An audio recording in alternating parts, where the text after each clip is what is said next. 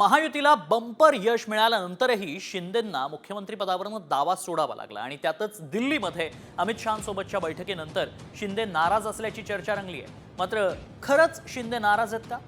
काय नेमकं घडलंय यावरचा हा रिपोर्ट। फडणवीस दादा हसले, शिंदे रुसले।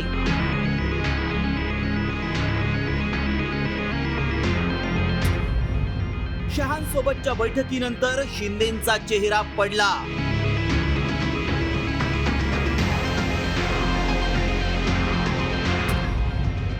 शिंदे नाराज, दरेगावी मुक्काम।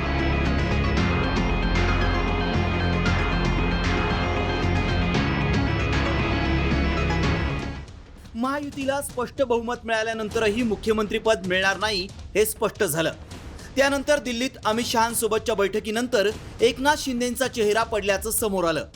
हा फोटो पहा।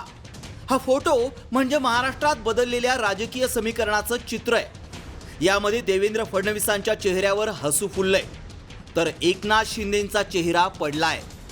तर या बैठकीनंतर शिंदेंनी मुंबईतील महायुतीची बैठक रद्द करत आपला मुक्काम थेट सातारा जिल्ह्यातल्या दरे या गावी हलवलाय। त्यावरून विरोधकांच्या हाती आयतं कोलीत मिळालंय।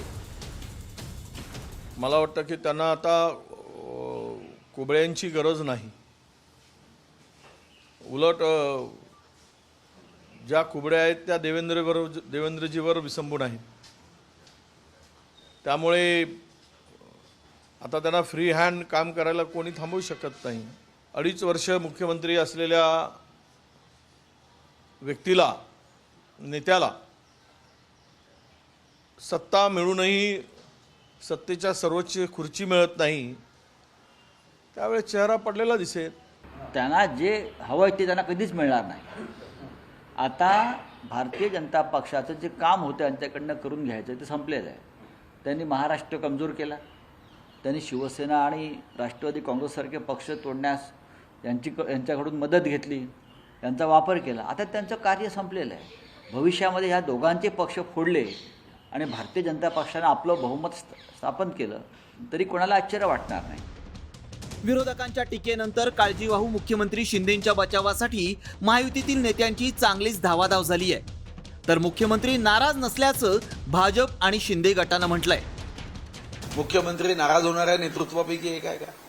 मुख्यमंत्री नाराज नसेल। शेवटी असं आहे की कधी आपल्या कुटुंबासोबत इतके दिवस मेहनत केली, काय कुटुंबाच्या हक्काचा क्षण दिला, एक दिवस जाऊन गावाकडे शेतीकडे मन लावायचं म्हणून गेलं, तर मला वाटतं ते मुख्यमंत्री असतानाही ते गेले ना। तर मला असं वाटतं की प्रत्येकाचा एक आनंद शोधण्याचं एक केंद्र आहे, त्यांचं शेती हे केंद्र आहे, म्हणून ते तिथे।